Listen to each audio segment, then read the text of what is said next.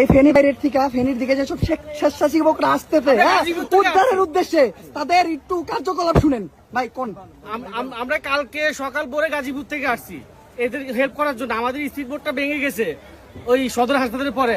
আমি দেখছি অনেক মানুষ এখানে পিকনিক মোড়ে আসছে, ওরা পিকনিক করে। অসহায় মানুষ যদি হেল্প চায় ওরা অপমান করে, ক্রিটিসাইজ করে, ওদেরকে ছোট করে কথা বলে। এখানে পায়ে ধরা বাকি ছিল, ওরা বোর্ডের মধ্যে খাবার পাকাইতেছে, বলছে আমরা খামু না। ওরা অনেক মানুষের কিনে দিব, ওরা তবু ময়লা ওদের গায়ে ময়লা ফেলায়, ওদেরকে পানি মারে, ওদেরকে অনেক খারাপ খারাপ গালি গালাজ করে হেল্প চাইলে। ওরা খুব বাজে অবস্থা। থাকে এরাই উদ্ধার করবে, 15 জন থাকে, নিয়ে আসে দুইজন। আমি দেখছি অনেক অসহায় মুরব্বী, অনেক অসহায় মুরব্বী 5 তলা থেকে 4 তলা থেকে হেল্প দেয়, আমাদের এক বোতল পানি দাও। ওরা বলছে না আপনার পানি দিব না, পানি আপনার জন্য না, এভাবে বলে। পানি এক বোতল পানি চাই, ওরা পানিও দিতে চায় না ওদেরকে, এভাবে ওরা ডাইরেক্ট সুজায় চলে যায়। উদ্ধার কর্মী খুব বাজে অবস্থা। 8 জন 9 জন যায় একসাথে, একটা ডলারে 8 জন যায়, 9 জন পরে 2 জন নিয়ে আয়। এরা সবাই যাওয়ার তো এরা এমন ট্রলার নিয়ে আসে যেই ট্রলারে ধারণ ক্ষমতা 11 জন, এরাই থাকে 10 জন, একজন থাকে মাঝি। কারে উদ্ধার করে এটা জানতে চাই আমার মন। হ্যাঁ, কারে উদ্ধার করে দেখেন ভাই। সবার উদ্দেশ্যে বলতেছি না, সবার উদ্দেশ্যে বলতেছি না, এইটা নিয়ে বিরক্ত, ফেনীবাসীও বিরক্ত। এমনকি মাইকিং চলছে। দেন আমি গাজীপুর থেকে আসছি, আমার তখন কষ্ট লাগে যখন এখান দিয়ে মাইকিং দিয়ে কয় যে ঢাকার থেকে যারা আসছেন ভাই, আমরা ফেনীর মানুষ এত গরিব না, ওই আপনারা সাইডটা নিয়ে আইছেন, ওই 10 জনে একটা বোর্ডে শোতে আইতেছেন।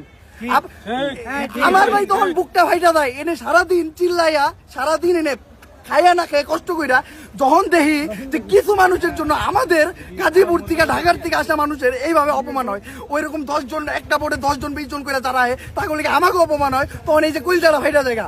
কারণ আমরা ঢাকার থেকে সারা রাত গাড়ি চালাই আইছি, বৃষ্টিতে ভিজা, যখন খালি খবর পাইছি সারা রাত গাড়ি চালাই আইসা কেমনে যে আমরা এই ভেনি পর্যন্ত আসছি আমরা নিজেরা জানি। আজকে সারাটা দিন এই জায়গায় প্রত্যেকটা পার্সন ফেনীর মানুষের লোকে পাগলের মতো কাটতে দেয় খাইয়া না খাইয়া। কিন্তু যখনই এইটা দেখি আমি নিজেই প্রমাণ, আমি ফেনীর মানুষটা দোষ দেবো কি, আমি নিজে প্রমাণ। বলেন ভাই। আমরা আসলে আপনাদেরকে ধন্যবাদ জানাচ্ছি, আপনারা এখানে অনেক আমাদের উপকার এবং সহযোগিতা করতেছেন। তবে আমরা আমাদের স্থানীয় প্রশাসন থেকে কোনো সহযোগিতা পাচ্ছি না। আমরা গত 3 দিন যাবত বিদ্যুতায়িত না, আমাদের বাসা বাড়িতে অনেক মানুষ আটকা পড়ছে।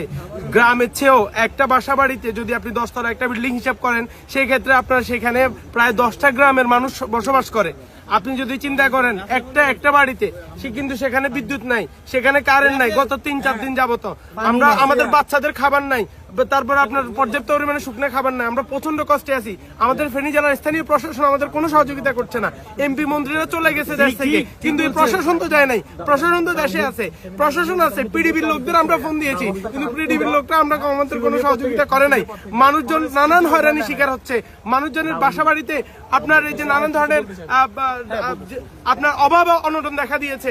বিশেষ করে বাচ্চার খাবার, ছোট বাচ্চারা খাবার না খাবারটা পাওয়া যেত না, আমি নিজেই খেয়াল করছি। আমরা সরকার একটা রিকোয়েস্ট ভাই, সকল টিম ভাই এদিকে মুভ করতেছে, দাগনমিয়া বোধ নতুন করে প্লাবিত হচ্ছে ভাই, ওখানে কোনো রেস্কিউ টিম নাই। আমার সবার কাছে একটা অনুরোধ, ঢাকা থেকে চট্টগ্রাম থেকে যত টিম আসতেছে ভাইয়া সবাই একটু দাগনমিয়ার দিকে মুভ করেন। এদিকে 75 পরিমাণ টিম আছে ভাই, আপনাদের কাছে হাত রিকোয়েস্ট করে বলতেছি ভাইয়া, দাগনমিয়ার অবস্থা অনেক খারাপ ইতিমধ্যে। আমি নিজেও এটা সবার কাছে রিকোয়েস্ট করতেছি, আমরা যেগুলা মানে অনলাইনে বেশি প্রচার হয়েছে আমরা ওগুলা নিয়ে পড়ে আসছি।